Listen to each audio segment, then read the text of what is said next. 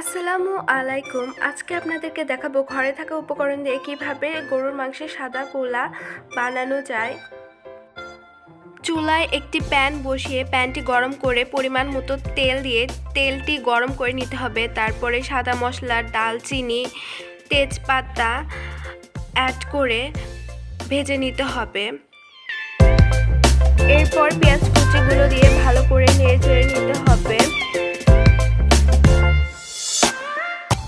পেঁয়াজটি brown colour হলে এর ভিতরে আমরা আদা রসুন বাটা দিয়ে দিব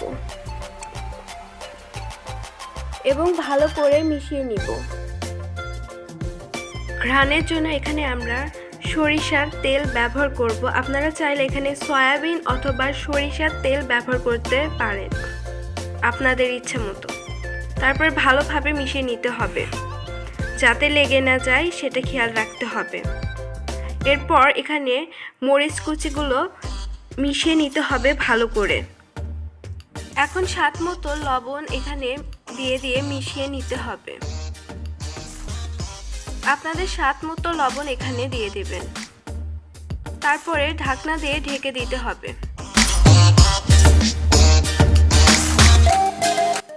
ঢাকনাটি তুলে নেড়ে চেড়ে নিতে হবে যাতে পেঁয়াজটি লেগে না যায়। গ্যাসের আঁচটি ধীরে রাখতে হবে আর ভালোভাবে নেড়ে নিতে হবে যাতে পেঁয়াজ মরিচগুলো ভালোভাবে সিদ্ধ হয়। এরপরে গরুর মাংসগুলো দিয়ে দিতে হবে। চর্বিযুক্ত মাংস নিতে হবে যাতে বিরিয়ানির টেস্টটা ভালো আসে।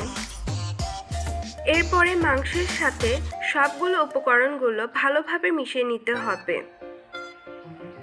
আবারও এর ভিতরে আমরা সয়াবিন তেল ব্যবহার করব। আমার মনে হচ্ছিল কড়াইয়ের সাথে মাংসটি লেগে যাচ্ছে, সেই জন্য আমি এখানে সয়াবিন তেল ব্যবহার করছি। আপনাদেরও যদি মনে হয় মাংসটি লেগে যাচ্ছে তাহলে আপনারাও ব্যবহার করতে পারেন।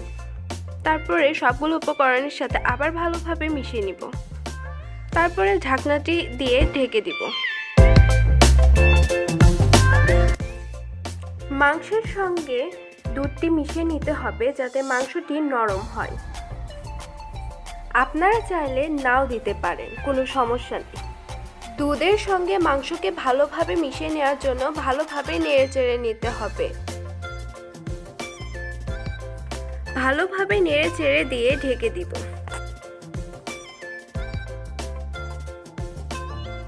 কিছুক্ষণ পর ঢাকনাটি তুলে ভালোভাবে আবারও মিশিয়ে নিয়ে পরিমাণ মতো পানি দিয়ে ঢাকনাটি আবারও ঢেকে দিতে হবে মাংসটি সিদ্ধ হওয়ার জন্য। আপনাদের যদি মনে হয় মাংসটি সিদ্ধ হচ্ছে না প্যানে, তাহলে আপনারা এখানে প্রেসার কুকার ব্যবহার করতে পারেন তাড়াতাড়ি সিদ্ধ হওয়ার জন্য।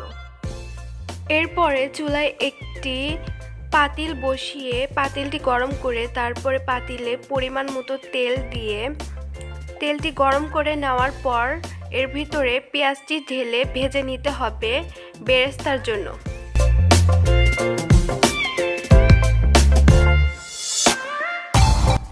বেরেস্তাটি হয়ে যাওয়ার পরে তুলে নিতে হবে একটি পাত্রে।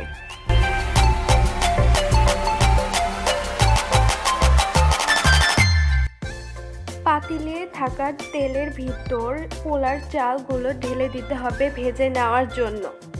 তারপর ভালোভাবে ভেজে নিতে হবে।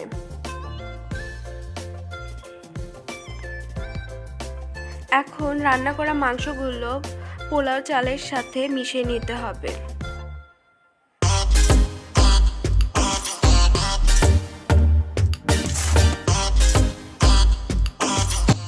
ভালোভাবে মিশিয়ে নেওয়ার পরে এর ভিতরে গরম পানি দিয়ে দিতে হবে আর চুলার আঁচটা হাই রাখতে হবে।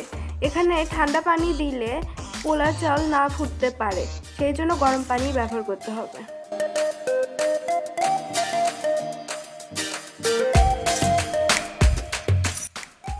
নেড়ে দেওয়ার পর ঢাকনা দিয়ে ঢেকে দিব। ঢাকনাটি তুলে নেড়ে চেড়ে দিব এই কারণে যে নিচে লেগে গেছে কিনা সেটা দেখার জন্য। যদি লেগে না যায় তাহলে ঢাকনাটি ঢেকে দিব। কিছুক্ষণ পর ঢাকনাটি তুলে ভেজে রাখা বেরেস্তাগুলো ওর উপরে দিয়ে দিবেন। তারপরে ঢাকনাটি আবারও ঢেকে দিয়ে দমে রাখবেন। ঢাকনাটি তুলে একটি চামচের সাহায্যে হাতে চালটি নিয়ে দেখবেন চালটি ফুটেছে কিনা। যদি ফুটে থাকে তাহলে পরিবেশন করুন।